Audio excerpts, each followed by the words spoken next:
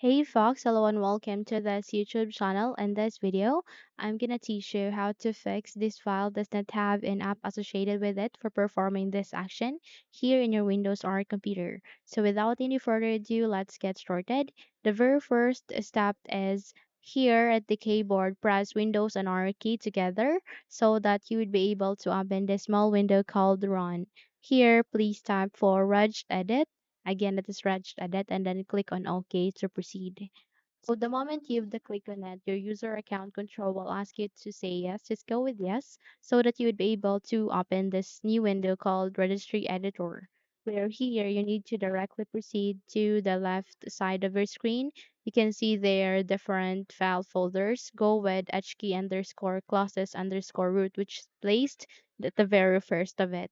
Just have to click this forward arrow once you have selected it and click any of the file folder and type I in your keyboard so that you would be redirected to this file folder starting with letter I. So here you need to look for ink file. So I can see it here. Just have to select on it, okay? And the moment you click on it, just have to proceed to the center of your screen. So I can see it here. It has this. Just have to click on it.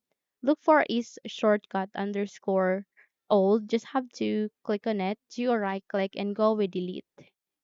So it asks you to confirm to delete the value. Just have to click on yes. And once you have successfully removed it, just have to do a right click, go with new, and go with the string value. Here you need to type or name this value into is shortcut. Once you're done, click on enter. Okay. And you need to close this window.